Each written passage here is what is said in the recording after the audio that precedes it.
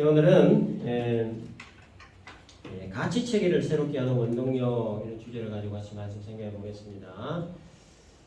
오순절 날에 마신 성경의 그 역사로 말미암아 120여 명의 성도들이 다른 언어, 즉 방언으로 말을 했을 때 어떤 사람들은 세술에 취했다 이렇게 조롱을 했습니다.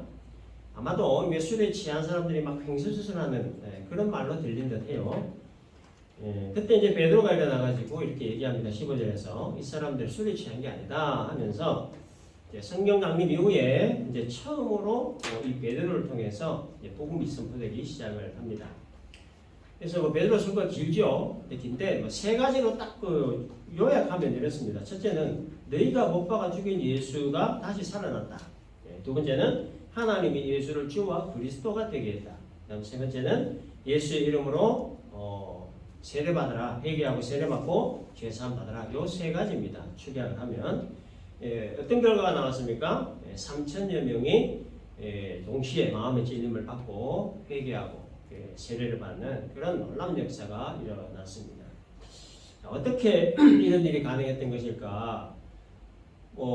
한두 명도 아니고 1,200명도 아니고 3,000명이나 되는 이 많은 사람들이 어떻게 같은 마음으로 찔림을 받고 같은 마음으로 회개할 마음을 갖고 같은 마음으로 세례를 받았을까 하는 겁니다. 성경의 역사하심 때문에 가능한 일이죠. 다른 말로 설명할 필요 없습니다. 성령의 역사하심. 이거 외에 다른 말할 방법이 없습니다. 3,000명이 말씀 듣고 같은 마음으로 찔림받아 회개하고 세례까지 받고자 하는 마음을 갖게 하신 분이 성령님이라는 거죠. 그래서 이 선포된 말씀, 베드로의 입을 통해서 선포된 그 말씀의 의미를 깨닫게 하시고 그 깨달은 마음으로 회개하게 하시는 그 일을 성령이 하신다는 거죠. 베드로의 설교가 아주 탁월했기 때문에 그 사람들 마음이 움직여진 것이 아니라는 겁니다. 성령께서 이들의 마음을 움직이셨다는 거예요. 성령께서 오셔야만 했던 이유 중 하나가 바로 여기에 또 있습니다. 말씀을 깨닫게 하셔서 사람 마음을 움직이시고 나아가서 변화시키시는 일을 하시기 위해 성령께서 오셨다는 거예요. 여러분 참 많은 경험들을 하셨겠지만 참 어려운 일 중에 하나가 이 사람의 마음을 움직이는 게 아닌가 싶습니다. 사람이 그 사람의 마음을 움직여서 변화시킨다 하는 것은 정말 불가능하다 해도 과언이 아닐 정도로 이 사람의 마음을 움직이는 일은 정말 어렵고도 힘든 일입니다. 언변에 타고난 사람의 어떤 말을 듣고 강의를 듣고 일시적인 감동을 줄 수가 있죠. 일시적인 깨달음도 줄 수 있습니다. 그래서 일시적인 변화도 일으킬 수 있지만 그러나 사람의 그 마음을 근본적으로 움직일 수는 없다는 겁니다. 선천적으로 타고난 성품과 후천적으로 형성된 성격이 사람의 어떤 그 언변으로 설득하는 말로 변화되는 건 참 불가능에 가까운 일이다 하는 겁니다. 그래서 참 잘 안 변하는 것이 사람의 마음이라는 거예요. 20년 살았으면 20년 동안 안 변하는 마음 생긴 거고 50년 살았으면 50년 동안 안 변하는 마음이 점점 굳어지는 게 사람 마음입니다.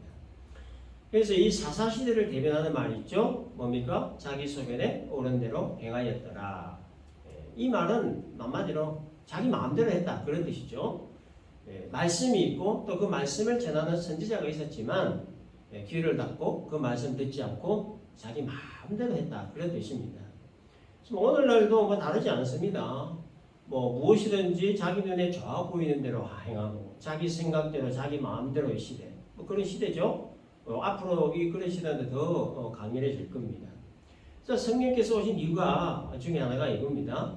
사람의 그 어떤 생각들을 변화시키시고 완고한 그 어떤 마음들을 변화시키셔서 그 온전한 인격체로 이렇게 새롭게 거듭나도록 하시기 위해서 성령이 오셨다는 거죠. 그래서 베드로가 선포한 말씀들은 사람들 마음에 그 찔림을 받게 하시고 회개할 마음을 일으키신 분이 성령이라는 거예요. 마찬가지로 사람의 생각과 마음을 변화시키시는 그 일, 지금도 여전히 성령께서는 그 일을 하고 계신다라는 겁니다. 성령께서 사람의 마음을 움직이시는 방법이 하나가 있습니다. 여러 가지가 있겠지만 가장 중요한 거 하나만 들자면은 깨달음입니다. 깨달음. 그래서 베드로의 설교를 들은 군중들의 마음이 찔리게 된 이유는 뭡니까? 이 깨달음 때문이었어요. 깨달음. 예수를 십자가에 못 박으라 외쳤던 그 외침이 얼마나 악한 행동이었는가를 깨닫고 하나님께서 예수를 다시 살리심으로 예수를 주와 그리스도가 되게 하셨다라는 사실을 깨달았던 바로 이 깨달음으로 인해서 마음의 찔림을 받았던 거죠. 그리고 어찌할꼬 이렇게 탄식을 했던 겁니다. 성령께서 말씀에 대한 깨달음을 이들에게 주셨다는 거예요. 그래서 여러분 이 깨달음이라고 하는 것이 참 중요하죠. 얼마나 중요한지 모릅니다. 그래서 이 신앙이라고 하는 것은 어떤 면으로 보면요, 깨닫는 겁니다. 하늘의 것, 신령한 것, 영적인 것, 진리를 깨달아 가는 것, 이게 신앙생활이라는 거죠. 그러니까 하나님이 누구신지, 예수가 누구신지, 교회가 무엇을 하는 곳인지, 말씀이 의미하는 바가 무엇인가를 하나 둘씩 깨달아가는 것, 이게 신앙생활이라고 하는 겁니다. 그래서 이 참 깨닫는 게 중요한데 왜 중요하냐면 이 깨달아야 다음 단계로 넘어갈 수 있습니다. 그 다음 단계가 뭐냐면 이제 변화의 단계입니다. 그래서 변화라고 하는 것은요, 깨달음이라고 하는 원인에 의해 나타나는 결과죠. 그래서 깨달았기 때문에 변화가 시작되는 겁니다. 그래서 이 깨달음은 변화의 출발점이 되는 겁니다. 그러나 이제 깨닫지 못하면 이 변화의 단계를 넘어갈 수가 없습니다. 그래서 이 깨닫는 것은 특별히 이 말씀에 대한 깨달음은 우리 신앙에 있어서 무엇보다 중요한 일이다라는 거죠. 이 깨달음이 얼마나 중요한가, 그 중요성에 대해서 성경은 참 많이 말씀하고 있습니다만은 시편 49편 20절 보면 이런 말씀이 있습니다. 존귀에 처하나 깨닫지 못하는 사람은 멸망하는 짐승 같도다. 존귀한 사람이 자신의 존귀함을 깨닫지 못하면 짐승 같다는 비유의 말이죠. 하나님의 존귀한 백성이 되었음에도 불구하고 그 가치를 모르면 이 짐승 같다, 이렇게 비유했어요. 하나님의 말씀에 그 깨달음이 없으면 결국 이 영적 무지 상태에 빠지게 되기 때문에 그 짐승과 다를 바 없다는 그런 얘기입니다. 그래서 깨달음의 중요성에 대해서 성경은 이렇게 좀 극단적이지만 이렇게까지 비유하면서 설명하고 있습니다. 성령께서 오신 이유가 이거죠. 하나님이 누구시냐에 대한 깨달음, 예수 그리스도가 누구신가에 대한 깨달음, 특별히 하나님 말씀에 대한 그 깨달음을 통해서 마음을 움직이시고 성품을 변화시키시고 또 인격을 변화시키셔서 온전한 하나님의 사람이 되게 하시기 위해 성령께서 임하셨다는 겁니다. 3,000여 명의 마음을 움직이는 베드로의 탁월한 설교 때문도 아니었고, 은변히 뛰어난 때문도 아니었고, 또 마음을 감동시킬 만한 설득력 있는 말 때문도 아니었고, 성령께서 전적으로 성령의 역사하심에 의해됐다는 거죠. 성령께서 이들로 하여금 깨닫게 하셨고, 성령께서 그들 마음을 움직이셨고, 성령께서 회개할 마음을 가지도록 하셨다는 겁니다. 자, 율법을 잘 지키는 것을 굉장히 자부심을 가지고 또 자랑을 스럽게 여겼던 이 바울은 이단으로 여기던, 이단 종파로 여기기 전에 이 그리스도인들을 잡아다 옥에 가던 일을 아주 당연시 했죠. 그 일이 하나님을 기쁘시게 하는 일이라 믿었기 때문에 그렇게 열심히 성도를 핍박하고 교회를 박해를 했던 겁니다. 그랬던 바울의 마음이 180도 변하고 또 그의 가치관이라든지 인생관이 변한 이유는 다메섹 도성에서 부활하신 예수님을 만나기 때문이었습니다. 다른 건 다 몰라도 십자가에 못 박혀 죽었는데 죽은 그 예수가 자기 앞에 나타났다는 거죠. 그 사실만큼 부인할 수 없는 사실이었습니다. 그래서 예수의 부활이 분명한 사실임을 바울이 깨달았던 거예요.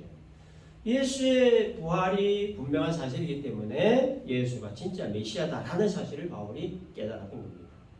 그래서 바울의 완고한 마음이 무너지고 인생이 180도 바뀐 이유가 바로 이것 때문이었습니다.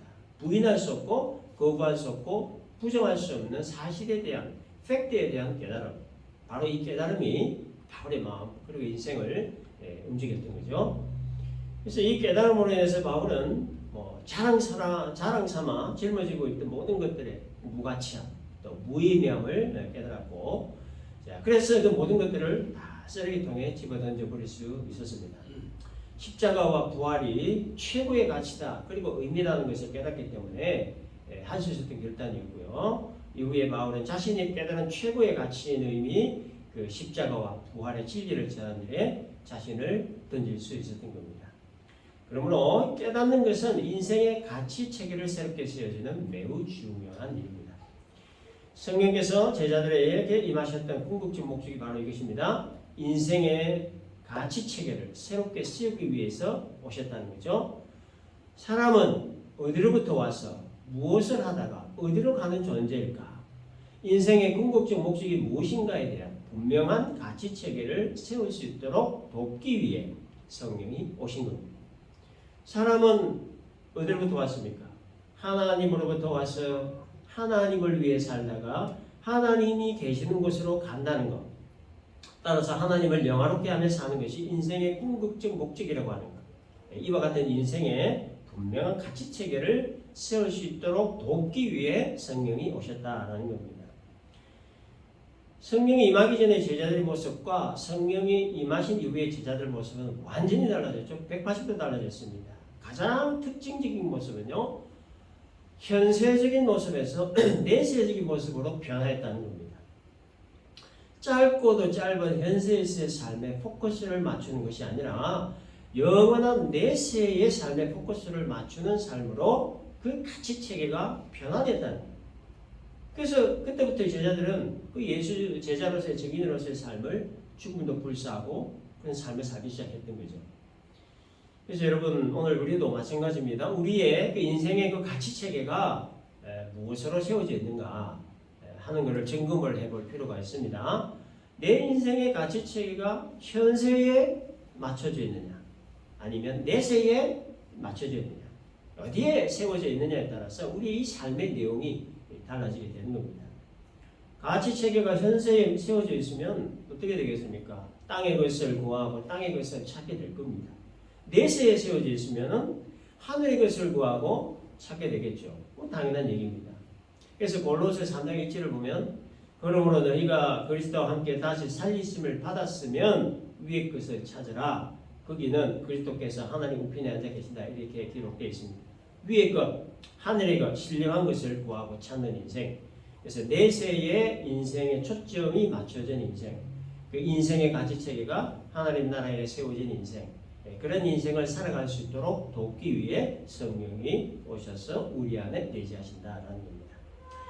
자, 여기까지의 말씀을 통해서 성령의 사역을 몇 가지만 정리를 하면 이렇습니다. 첫째는 성령은 말씀을 듣게 하셔요. 말씀을 듣는다라고 하는 말의 의미는 뭐냐면 하나님의 말씀을 하나님의 말씀으로 듣게 하신다 그런 뜻이죠. 말씀을 들을 때 사람의 말로 듣지 아니하게 하시고 하나님의 말로 들리도록 성령께서 일하신다는 겁니다.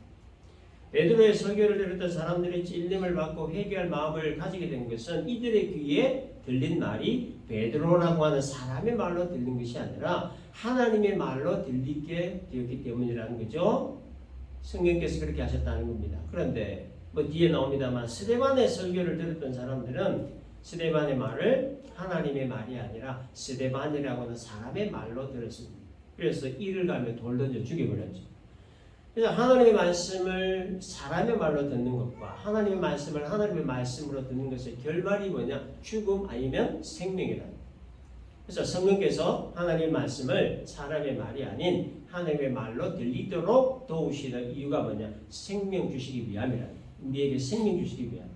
그래서 사람들에게 생명을 주시기 위해서 성령은 오늘도 이 순간도 하나님의 말씀을 적용을 하고는 인간의 말로 듣지 아니하게 하시고 하나님의 말씀을 듣도록 지금 이 순간도 돕고 계신다라는 겁니다. 성령의 사역 두 번째는요. 성령은 말씀의 의미를 깨닫게 하십니다. 말씀의 의미를 성령께서 깨닫게 해주시지 않으시면 어떻게 되겠습니까? 아무리 많은 말씀을 읽고 아무리 많은 말씀을 들어도 이게 무슨 뜻인가 의미를 알 수가 없는 거죠. 그래서 베드로의 그 설교를 들었던 사람들이 그 내용을 깨닫지 못했다고 하면 이들 마음 전혀 움직이지 않았을 겁니다. 성령께서 이들에게 말씀의 의미가 무언가 하는 걸 올바로 깨닫도록 도와주셨기 때문에 이들 마음이 움직일 수 있었던 거예요. 따라서 이 말씀의 의미를 올바로 깨닫기 위해서 절대적으로 필요한 것이 뭐냐면 성령의 조명입니다. 성령의 조명. 성령의 조명이라고 하는 것은 성령께서 감화하시고 감동하시는 것을 말합니다. 감화라고 하는 뜻은 좋은 영향을 받아 생각이나 행동이 바람직하게 변하는 것을 말하고 감동이라고 하는 것은 깊이 느껴 마음이 움직이는 것을 말합니다. 정리하면 이 성령의 조명에 의해서 우리의 생각이나 마음이나 그 행동이 바뀌어지게 되는 것을 말하는 거죠. 그러나 이 성령의 조명을 받지 않으면 궁극적으로 이 십자가 도대체 뭐냐, 이 부활 이게 도대체 뭐냐, 예수님 성령인데 도대체 알 수가 모르는 거예요. 가치를 모르게 되는 겁니다. 십자가를 어리석고 미련하다고 여겨지게 되는 거죠. 그러나 성령의 조명을 받으면 십자가가 구원을 이루시는 하나님의 능력이다 하는 걸 깨닫게 되는 겁니다. 그래서 오늘 우리가 이 십자가의 의미를 알고 십자가의 그 구원의 십자가가 구원의 그 능력임을 우리가 깨닫고 또 믿을 수 있는 것은 성령께서 우리의 심령 가운데 조명하시기 때문에, 밝혀주시기 때문에, 어두운 심령 가운데 성령께서 밝혀주시기 때문에 그 의미들을 깨달을 수 있다는 거예요. 그래서 고린도전서 2장 10절을 보면요, 성령은 모든 것과 하나님의 깊은 것까지도 통달한다 이런 말씀이 있습니다. 성령의 조명을 통해서 영적인 것을 감지할 수 있는 영적 감각을 가질 수 있게 해주신다라는 뜻입니다. 이 성령의 조명을 통해서 하나님 나라의 크고 비밀한 것들을 보고 듣고 깨달을 수 있게 도와주신다는 거예요. 이 십자가에 담긴 신비하고도 오묘한 하나님의 깊이 그 뜻이 담겨 있다는 것을 성령의 조명을 통하여 깨달을 수 있다는 겁니다. 그리고 고린도전서 2장 13절을 보면 영적인 일은 영적인 것으로 분별한다 그런 말이 있습니다. 하나님은 영이시죠. 하나님이 영이시기 때문에 그 영이신 하나님을 위해 절대적으로 필요한 것이 성령의 조명이다. 예수를 알고 진리를 알고 말씀의 의미를 올바로 알고 깨닫기 위해 성령의 조명이 절대적으로 필요하다. 그래서 성령은 이와 같은 조명을 통해서 깨달음을 주시는 그 일을 하신다는 겁니다. 그 다음에 성령의 사역 세 번째는요, 생각과 마음을 움직이고 새로운 가치체계를 세우도록 도우십니다. 말씀 듣고 그 의미를 깨닫게 하신 성령께서 하시는 다음 일은요, 사람의 그 생각이나 마음을 움직이셔 또 변화시키는 일을 합니다. 몰랐던 사실을 깨닫고 생각과 마음을 움직이셔서 새로운 가치체계를 세우시도록 한다는 겁니다. 깨닫기 전에 가졌던 인생관이나 가치관이나 삶의 의미와 목표를 새롭게 예수 안에서 거듭난 자로의 모습으로 새롭게 세우도록 도우신다는 겁니다.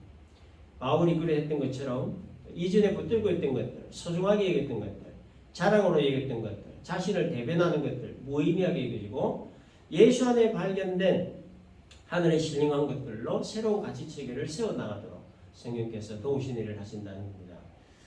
그 다음에 성령의 사역 네 번째는 증인의 역할을 감당하도록 도우십니다.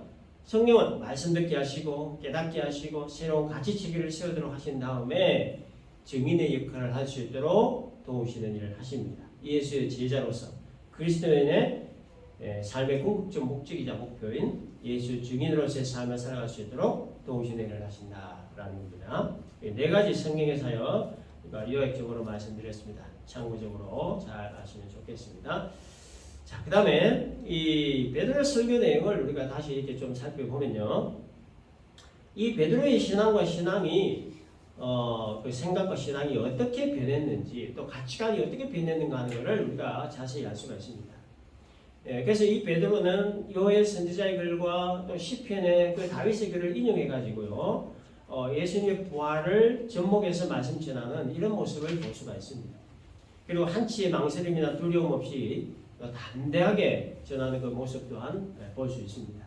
그리고 결정적으로 베드로의 그 신앙관, 변화된 그 신앙관을 확실하게 볼 수 있는데요, 가장 중요한 말씀이 뭐냐면 36절입니다. 그런 적 이스라엘 온 집은 확실히 알지니 너희가 십자가에 못 박은 이 예수를 하나님이 주와 그리스도가 되게 하셨다라고 하는 이 말씀입니다. 이게 그 주라고 하는 말과 그리스도라고 하는 말이 나오죠. 그리스도라고 하는 말은 그 헬라식 표현이고 히브리식 표현은 그 메시아입니다. 뜻은 기름 부음을 받은 자입니다.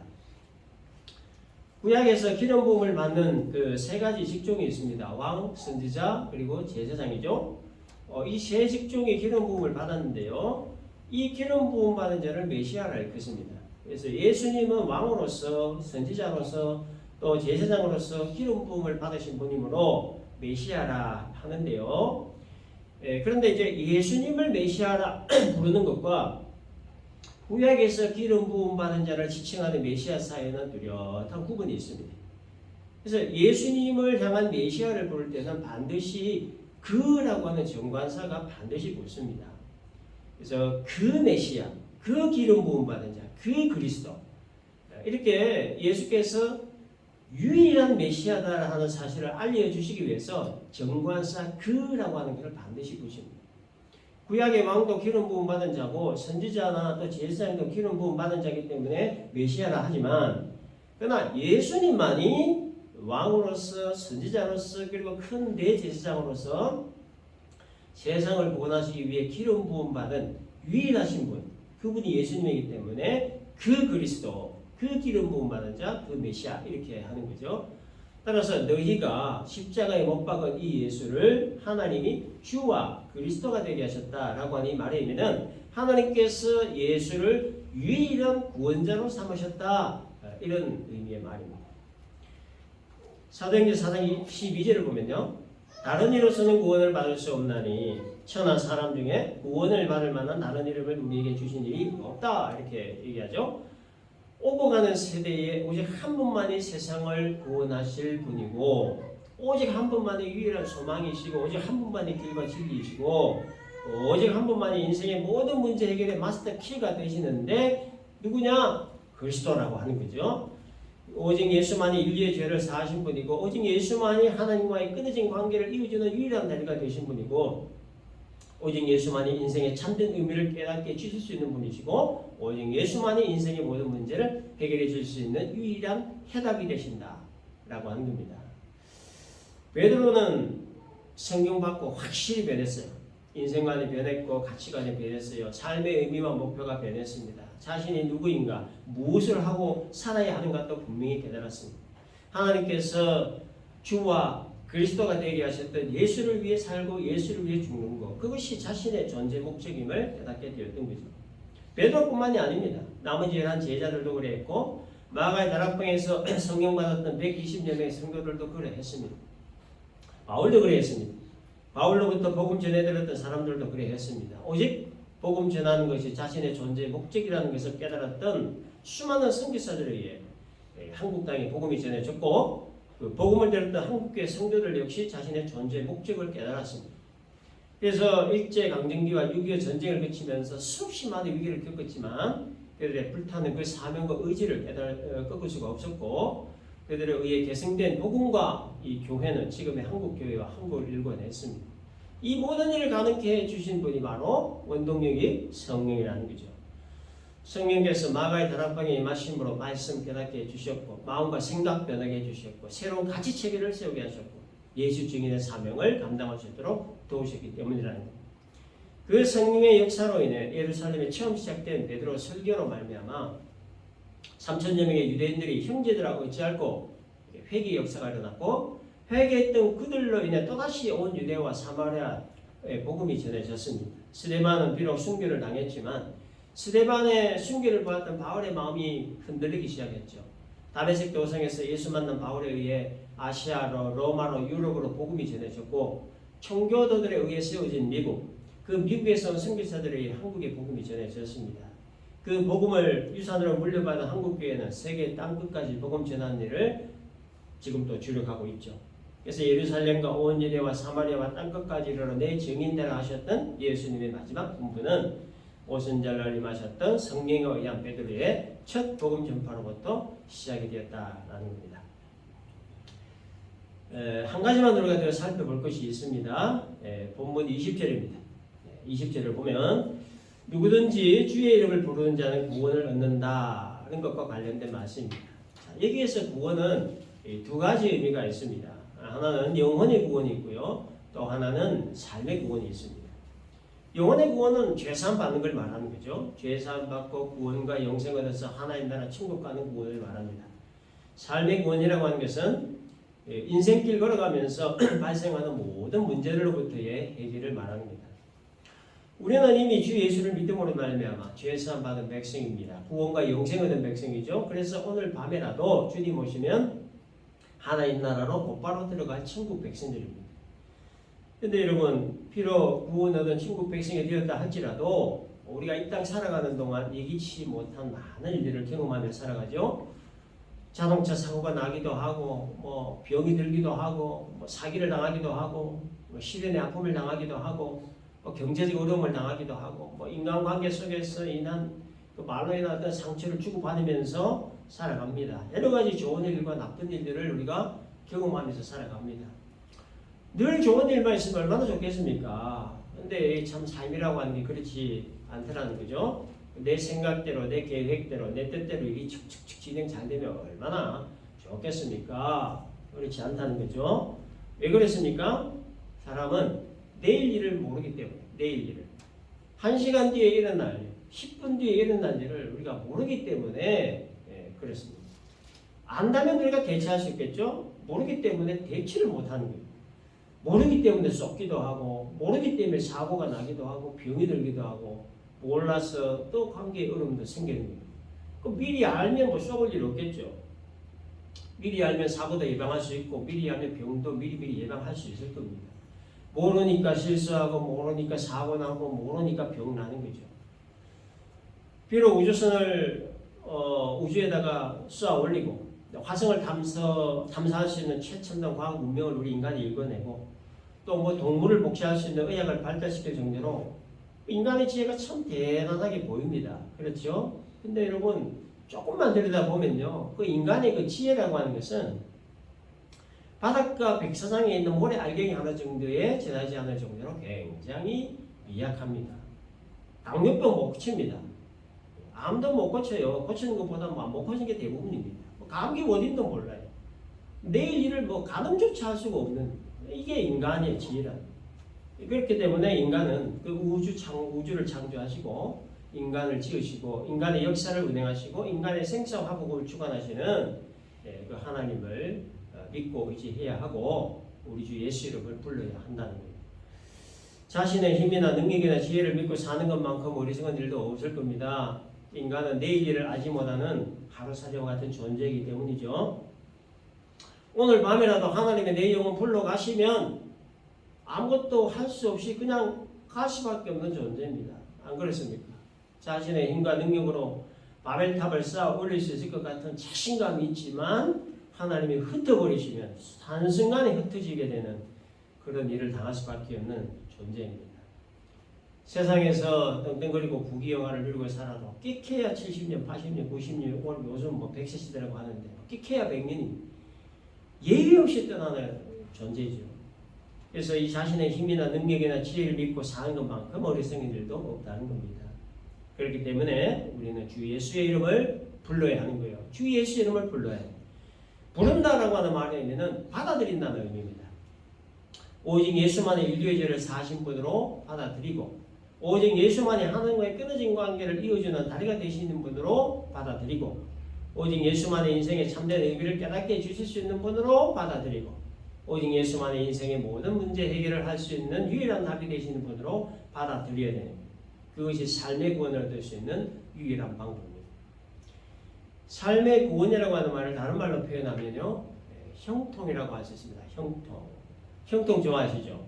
형통의 사전적인 뜻은요, 모든 일이 뜻대로 잘 되어 가는 것입니다. 모든 일이 내 뜻대로 잘 되어 가는 것이 사전적 의미의 형통인데, 근데 여러분, 모든 일이 내 뜻대로, 내 생각대로, 내 계획대로 잘 되어가는 것이 진짜 형통일까 하는 겁니다. 그래서 우리는 이 창세기에 등장하는 요셉을 통해서 이 형통의 의미를 재정립할 필요가 있습니다. 요셉은 형들 시기심으로 노예로 팔렸죠. 보디발 아내 마음으로 억울한 옥살이를 했지만 그럼에도 창세기 39장을 여러분 자세히 보면요, 계속해서 형통했다는 그런 말이 나옵니다. 창세기 39장 2절 보면 여호와께서 요셉과 함께 하심으로 그가 형통한 자가 되어 3절에도 그의 주인이 여호와께서 그와 함께 하심을 보며 또 여호와께서 그의 범사에 형통하게 하심을 봤더라. 23절에도 여호와께서 요셉과 함께 하심이라 여호와께서 그를 범사에 형통하게 하셨더라. 요셉의 지금 상황은 어떻습니까? 노예로 팔리고 억울하게 옥살이를 하는데도 성경은 요셉이 형통했다고 계속 얘기를 하고 있어요. 그 이유에 대해서 성경은 하나님이 함께 하시기 때문이다. 이렇게 기록합니다. 하나님의 함께 하심과 형통이 항상 같이 나오는 것을 알 수 있습니다. 그래서 우리가 여기에서 내릴 수 있는 그 형통의 정의는 뭐냐? 하나님이 함께 하시는 것. 이게 형통이라는 겁니다.